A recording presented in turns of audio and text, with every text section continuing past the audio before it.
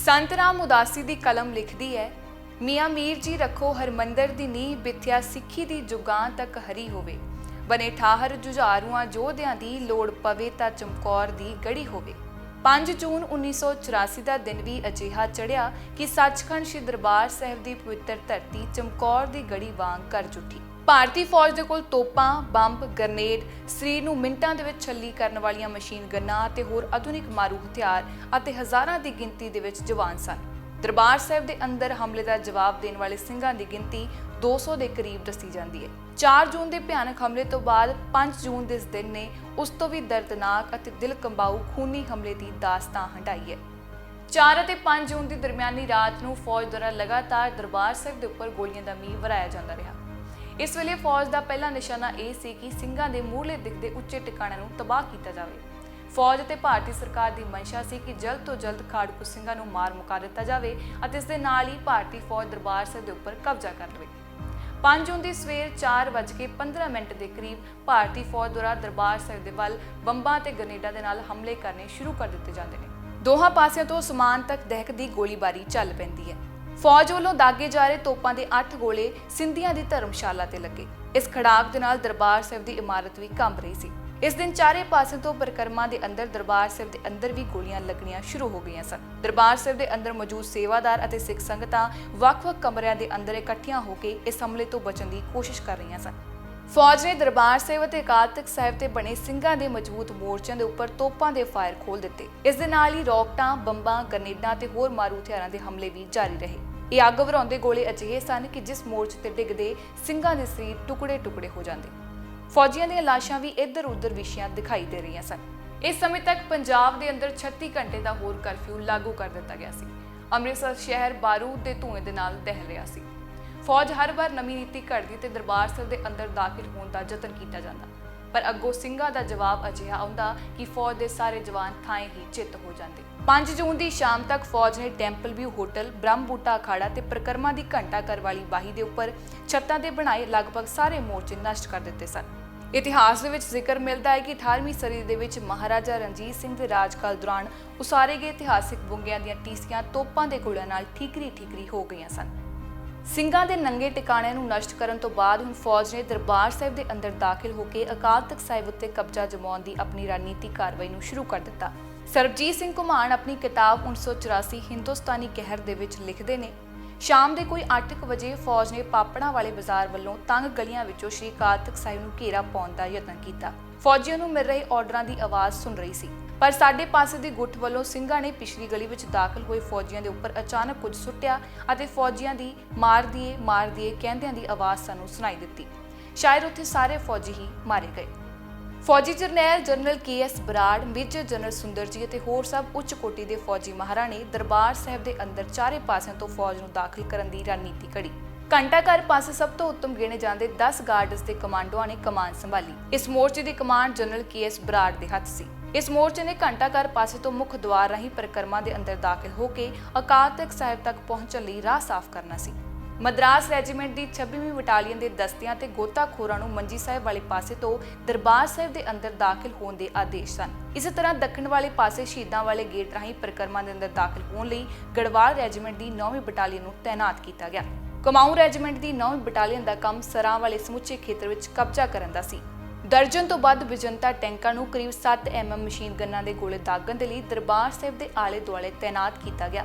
2 ਚੇਤਕ ਹੈਲੀਕਾਪਟਰਾਂ ਨੂੰ ਦਰਬਾਰ ਸਾਹਿਬ ਦੇ ਉੱਤੇ ਨੀਵੀਆਂ ਉਡਾਰੀਆਂ ਭਰ ਕੇ ਸਿੰਘਾਂ ਦੀ ਮੋਰਚਿਆਂ ਦੀ ਜਾਣਕਾਰੀ ਫੌਜੀ ਮੋਰਚਿਆਂ ਤੱਕ ਭੇਜਣ ਲਈ ਰੱਖਿਆ ਗਿਆ। ਫੌਜ ਦੇ ਸਾਰੇ ਦਸਤਿਆਂ ਨੂੰ ਇਹ ਆਦੇਸ਼ ਦਿੱਤਾ ਗਿਆ ਸੀ ਕਿ ਰਾਤ ਦੇ 8:30 ਵਜੇ ਤੱਕ ਸਾਰੇ ਦਸਤੇ ਆਪਣੇ ਮੋਰਚੇ ਸੰਭਾਲਣ ਅਤੇ ਰਾਤ ਦੇ 10 ਵਜੇ ਦਰਬਾਰ ਸਾਹਿਬ ਤੇ ਚੌਤਰਫਾ ਹੱਲਾ ਬੋਲਣ ਦੀ ਫੌਜੀ ਕਾਰਵਾਈ ਸ਼ੁਰੂ ਕੀਤੀ ਜਾਵੇ।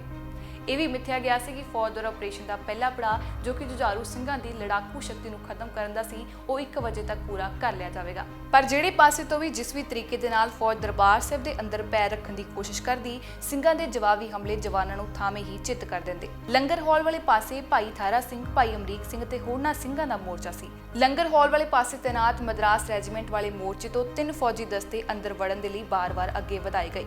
ਇੱਥੋਂ ਤੱਕ ਪਹੁੰਚਣ ਲਈ ਵੀ ਫੌਜੀ ਦਸਤੇ ਦੇ ਨਾਲ 4 ਟੈਂਕ ਅਤੇ ਬਖਤਰਬੰਦ ਗੱਡੀਆਂ ਆਈਆਂ ਸਨ।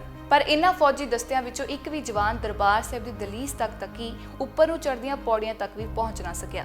इस समय तक बाबा टल राय वाले बुंगे तो इलावा रामगढ़िया बुंगे तो भी बचे हुए ਸਿੰਘਾਂ द्वारा फौज के उपर गोलीबारी की जा रही सी। इस दौरान समुद्री फौज के 20 गोताखोरां नूं सरोवर के अंदर उतारा गया, पर ये सारे के सारे ਸਿੰਘਾਂ दी गोलियां दी भेट चढ़ गए। अकाल तख्त ਸਾਹਿਬ जाण लई 60 कमांडो भी भेजे गए, पर इन्हां उपर भी ਸਿੰਘਾਂ ने अजिहा हल्ला बोलिया कि 59 कमांडो थामे ही मारे गए। KS बराड़ अपनी खुद दी इंटरव्यू दे विच भी कहंदा है कि इन्हां नुकसान तां पाकिस्तान नाल जंग वेले भी नहीं होया सी। अजमेर सिंह की लिखी किताब 20वीं सदी की सिख राजनीति दे विच जिक्र मिलता है कि फौजी जरनैल जिस लड़ाई नूं 2 जां हद 3 घंटियां दे अंदर समेट देण दी खुशफहमी पाली बैठे सन, ਉਹ उम्मीद नालों किते वध लमकमी ਅਤੇ जोखम भरी साबित होई। फौजी कमांडोआं ਦੀਆਂ चकरातां ਵੇਖੇ ਮਹੀਨਿਆਂ ਬੱਧੀ ਕੀਤੀਆਂ ਮਸ਼ਕਾਂ ਉੱਕਾ ਹੀ ਬੇਫਾਇਦਾ ਰਹਿ ਗਈਆਂ। 6 ਘੰਟਿਆਂ ਦੀਆਂ ਜੀ ਤੋੜ ਕੋਸ਼ਿਸ਼ਾਂ ਦੇ ਬਾਵਜੂਦ ਅਤੇ ਕਲਪਨਾ ਨਾਲੋਂ ਕਿਤੇ ਵੱਧ ਜਾਨੀ ਨੁਕਸਾਨ ਕਰਾ ਬੈਠਣ ਤੋਂ ਬਾਅਦ ਵੀ ਫੌਜ ਦਾ ਅਕਾਲ ਤਖਤ ਸਾਹਿਬ ਵੱਲ ਵਧਣਾ ਮੁਹਾਲ ਸੀ। ਰਾਤ ਦੇ ਘੁੱਪ ਹਨੇਰੇ ਦੇ ਵਿੱਚ ਦੋਹਾਂ ਪਾਸਿਆਂ ਤੋਂ ਗਹਿਗੱਚ ਲੜਾਈ ਚੱਲਦੀ ਰਹੀ। इस दिन हज़ारां सिख संगतां ਅਤੇ सैकड़े ਸਿੰਘਾਂ ने शहादत ਦਾ जाम पीता। इस दरमियान ਸਿੰਘਾਂ ਦੀ अगवाई कर रहे महान योधे जनरल भाई सुबेग सिंह ने भी कौम ਲਈ जंग लड़ते लड़ते शहीदी प्राप्त की। अपने आखिरी समय ਦੇ ਵਿੱਚ ਚੜ੍ਹਦੀ ਕਲਾ ਦਾ ਪ੍ਰਤੀਕ ਦਿੰਦੇ ਹੋਏ जनरल भाई सुबेग सिंह संत जरनैल सिंह पिंडरांवाले ਕੋਲ ਪਹੁੰਚੇ। ਉਹਨਾਂ ਨੇ ਫਤਿਹ ਦੀ ਆਖਰੀ ਸਾਂਝ ਪਾਈ ਅਤੇ ਇਸ ਦੇ ਨਾਲ ਹੀ ਆਖਿਆ, ਸੰਤ ਜੀ ਹੁਣ ਆਗਿਆ ਦਿਓ, ਗੁਰਾਂ ਨੇ ਜਿੰਨੀ ਸੇਵਾ ਲੈਣੀ ਸੀ ਦਾਸ ਤੋਂ ਲੈ ਲਈਏ।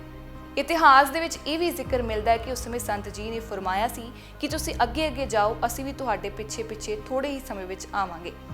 5 ਜੂਨ 1984 ਦੀ ਇਸ ਜੰਗ ਦੀ ਲੰਬੀ ਰਾਤ ਨੂੰ ਹੀ ਦਿੱਲੀ ਸਰਕਾਰ ਦੁਆਰਾ ਅਕਾਲ ਤਖਤ ਸਾਹਿਬ ਨੂੰ ਢਹਿ ਢੇਰੀ ਕਰਨ ਦੇ ਲਈ ਜੰਗੀ ਟੈਂਕਾਂ ਦੀ ਵਰਤੋਂ ਕਰਨ ਦੇ ਆਦੇਸ਼ ਦਿੱਤੇ ਗਏ। ਪਹਿਲਾਂ ਫੌਜ ਦੁਆਰਾ ਇੱਕ ਬਖਤਰਬੰਦ ਗੱਡੀ ਪਰਿਕਰਮਾ ਦੇ ਅੰਦਰ ਦਾਖਲ ਕੀਤੀ ਗਈ, ਪਰ ਸਿੰਘਾਂ ਨੇ ਇਸ ਗੱਡੀ ਨੂੰ ਉਡਾ ਦਿੱਤਾ। फौज वालों एक तो बाद एक टैंक हुण परिक्रमा के अंदर दाखिल होने लगे। इन्हां टैंकां द्वारा अजिहा लाइट का गोला मारिया जांदा जिस दे विच फौज नूं तां सब टिकाणे दिखाई दिंदे, पर ਸਿੰਘਾਂ ਦੀਆਂ ਅੱਖਾਂ ਅੰਨੀਆਂ हो जांदियां।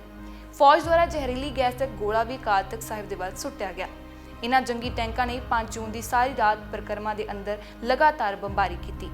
जून 84 की पत्रकारी किताब के अनुसार इस दिन फौज द्वारा बार बार लाउड स्पीकर की वरतों करके ये दोहराया गया कि जो भी लोग अंदर ने या खाड़कू सिंह ने वो आत्म समर्पण कर दें।